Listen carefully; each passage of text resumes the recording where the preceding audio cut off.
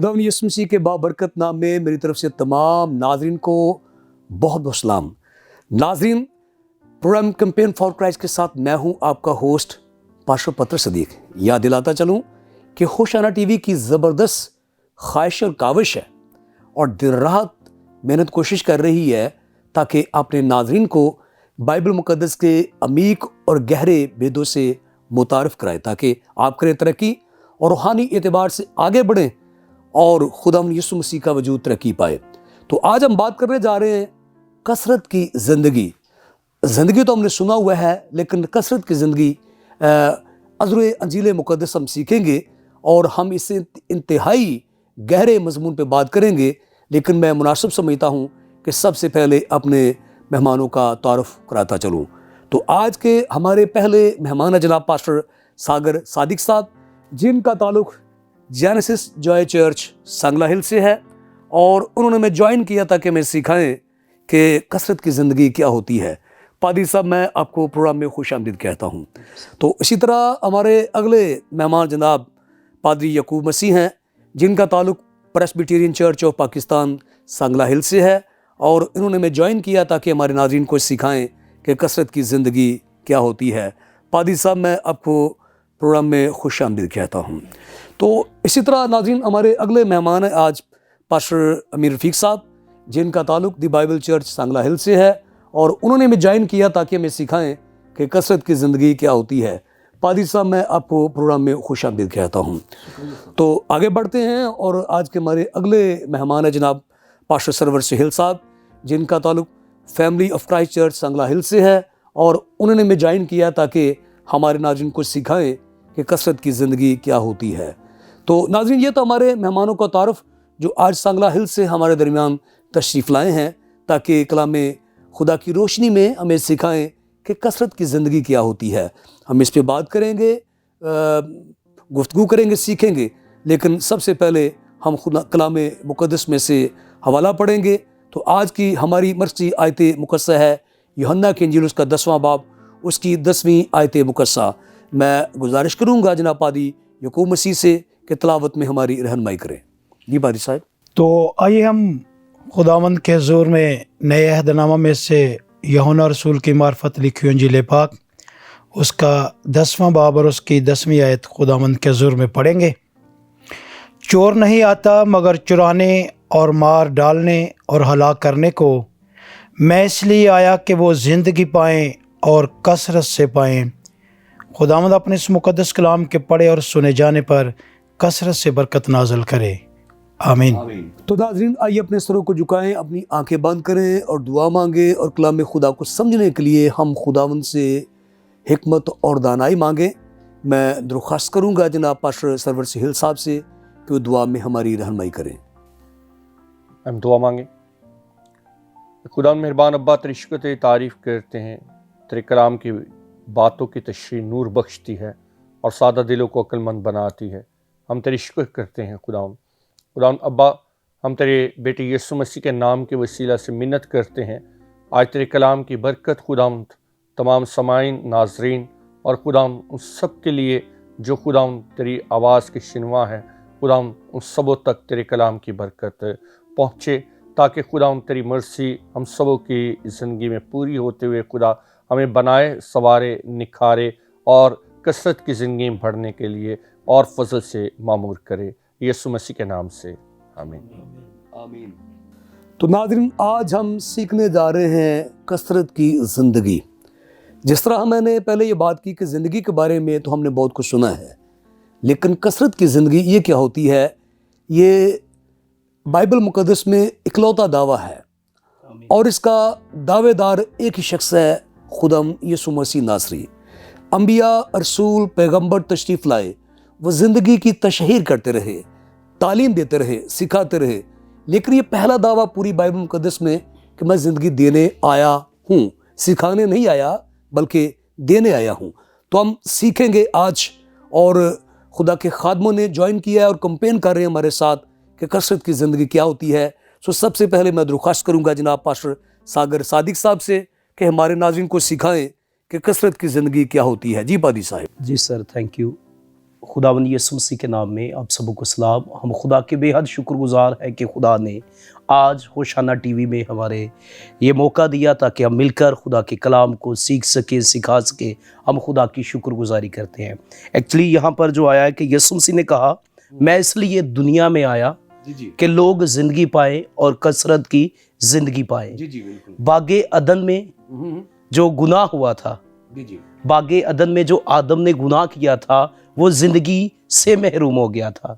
खुदा ने उसे मरने के लिए पैदा नहीं किया था। खुदा ने उसके साथ वादे किए थे कि तू यानी कि ये जिंदगी दूसरी जिंदगी भी नहीं है कि तू मरेगा नहीं, दूसरी रूहानी मौत भी है, ऊपर जाके भी हमें जिंदगी मिलती है। कई लोगों का ये अकीदा है कि है जहाँ मिठा ते अगला किन्ने डिठा। यीशु मसीह अगली जिंदगी की भी बात कर रहे हैं कि मैं इसलिए दुनिया में आया कि लोग जिंदगी पाएं और कसरत की जिंदगी पाएं। आदम ने गुनाह किया और गुनाह का कफारा कोई दे नहीं सकता था। जिस तरह आप बता रहे थे कि ये फक्त हमारे और आपके मसीहा ने ऐलान किया है कि लोग जिंदगी पाएं और कसरत की जिंदगी पाएं। बाकी जितने भी आते थे उनके अंदर गुनाह होता था। ये वही ऐलान कर सकता है जिसके पास खुद जिंदगी है। अंधा अंधे को राह नहीं दिखा सकता।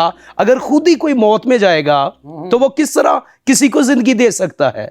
यीशु मसीह ने, अगर आप यूहन्ना की इंजील का हम मुताला करते हैं 11वें बाब का, तो वहां पर लिखा है क़यामत और जिंदगी मैं हूं। वहां पर मौत और जिंदगी नहीं लिखा।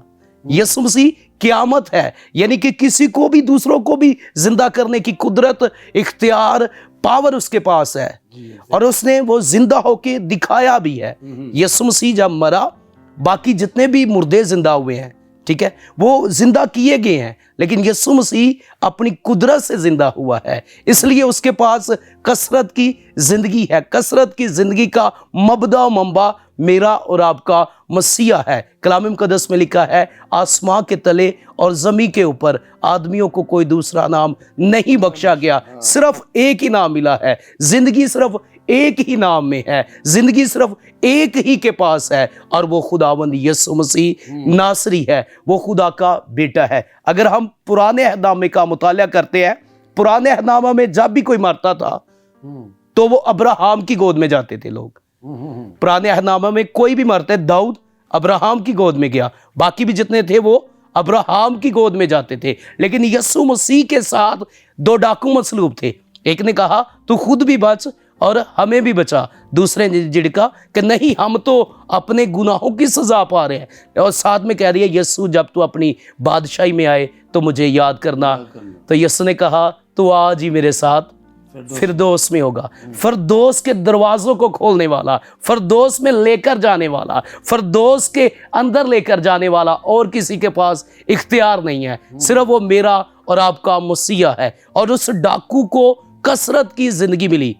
और यीशु मसीह, आज भी बहुत सारे लोग ये समझ रहे हैं कि मैं बहुत गुनाहगार हूँ, मैं बहुत, मेरी ज़िंदगी में गुनाह है। हाँ ठीक है, गुनाह है, लेकिन अगर मैं और आप यीशु मसीह का इकरार कर लेंगे, यीशु मसीह को खुदावंद मान लेंगे, तौबा कर लेंगे, अपनी ज़िंदगी खुदावंद यीशु को दे देंगे, अगर हम बपतिस्मा ले लेंगे तो हम कसरत की ज़िंदगी पा सकते हैं। यीशु मसीह ने निकोदेमुस से कहा कि तू आसमान की बादशाही में दाखिल नहीं हो सकता, तू देख नहीं सकता। सो बहुत सारे लोग मुख्तलिफ तरीके से जिंदगी लेना चाह रहे हैं। जिंदगी का दरवाजा सिर्फ एक ही है, वो यीशु मसीह नासरी है। और उसकी बाइबल लिखा है, उसके बंद किए को कोई खोल नहीं सकता और खोले हुए को कोई बंद नहीं कर सकता। वो जिसको चाहता है उसके अंदर दाखिल करता है और जिसको वो चाहता है वो नहीं दाखिल करता। सो अगर हमने जिंदगी पानी है, कसरत की जिंदगी पानी है, वो खुदा की हजूरी में है, वो खुदावंद यीशु मसीह में है। कलाम मुकद्दस में लिखा है खुदा के बेटे में जिंदगी है, खुदा के बेटे में जिंदगी है। जिसके पास खुदा का बेटा है उसके पास जिंदगी भी है। सो जिंदगी मेरा और आपका मसीहा है, जिसने ये भी ऐलान किया कि राह, हक और जिंदगी मैं हूं, अल्फा और ओमेगा मैं हूं, इब्तदा और इंतहा मैं हूं। मैं हूं का लफ्ज पुराने अहदनामा में सिर्फ खुदा इस्तेमाल करता था, और नए अहदनामा में यूहन्ना की इंजील में खुदावंद यीशु मसीह ने 12 बार ये मैं हूं का लफ्ज इस्तेमाल किया کہ قیامت اور زندگی میں ہوں، راحت اور زندگی میں ہوں، زندگی کی روٹی میں ہوں، زندگی کا پانی میں ہوں، یعنی کہ یہ الوہیت کو ظاہر کرتا ہے۔ زندگی وہی دے سکتا ہے جس کے اندر یہ قدرت ہے، جس کے اندر یہ پاور ہے، جو خود قدرت والا نہیں ہے، یہ خود اختیار والا نہیں ہے، جو خود پاور والا نہیں ہے۔ آج دنیا میں بہت سارے خدا ہیں لیکن آسمان پر ایک ہی خدا ہے۔ دنیا کے بہت سارے خدا ہیں لیکن آسمان پہ صرف ایک ہی خدا ہے۔ ایلیا نے جس طرح کہا کہ جو خدا آسمان سے آگ نازل کرے اور آسمان پر صرف میرا اور آپ کا مسیح ہے کثرت کی زندگی دینے کے لیے۔ اور میری اور آپ کی جگہ سن لیجئے گا، آج بھی بہت سارے لوگ دعا کرتے ہیں جب کوئی مرتا ہے، خداوند اسے ابراہیم کی گود میں جگہ دے۔ میری اور آپ کی جگہ ابراہیم کی گود نہیں ہے، میری اور آپ کی جگہ یسوع نے کہا جہاں میں ہوں گا وہاں میرے لوگ ہوں گے۔ یسوع نے کہا میں جاتا ہوں اور تمہارے لیے جگہ تیار کرتا ہوں، میں آؤں گا اور تمہیں اپنے ساتھ واپس ان مقاموں میں لے جاؤں گا۔ اور یہ جو ہے یہ کثرت کی زندگی ہے، باقی جو ہے وہ کثرت کی زندگی نہیں ہے۔ نہیں ہے نہیں۔ جی سر، جی شکریہ پادری صاحب، خداوند آپ کو بہت ساری برکت دے۔ آپ کے جوش اور انداز سے معلوم ہوتا ہے کہ آپ یقیناً ایسی زندگی کا تجربہ رکھتے ہیں، آمین۔ اور میری دعا ہے کہ خداوند آپ کو اپنے جلال کے لیے کثرت سے استعمال کرے۔ تو ناظرین، ہم نے بالتفصیل کلام اقدس میں سے سیکھا کہ کثرت کی زندگی کیا ہوتی ہے اور کون دے سکتا ہے، جس کے اندر وہ زندگی خود موجود ہو۔ آمین۔ تو وہ ایک ہی شخصیت ہے، یسوع ناصری، اور ہم سیکھیں گے کثرت کی زندگی کیا ہوتی ہے۔ اور میں گزارش کروں گا جناب پادری یعقوب مسیح سے کہ ہمارے ناظرین کو سکھائیں کہ کثرت کی زندگی کیا ہوتی ہے۔ جی پادری صاحب۔ جی، میری طرف سے سب حاضرین اور ناظرین کو سلام عقیدت پہنچے، اور میں شکر گزار ہوں ہوشانہ ٹی وی کا جنہوں نے یہ موقع دیا کہ ہم خدا یسوع مسیح کی کثرت کی زندگی کی باتیں آپ سب تک پہنچائیں۔ تو جس طرح کہ ہم نے خداوند کے مقدس کلام میں سے پڑھا ہے کہ میں اس لیے آیا کہ وہ زندگی پائیں اور کثرت سے پائیں۔ کثرت کی زندگی جس طرح کہ خداوند کے مقدس کلام میں لکھا ہے کہ خداوند یسوع مسیح نے فرمایا کہ میں اس لیے دنیا میں آیا کہ وہ زندگی پائیں اور کثرت کی زندگی پائیں۔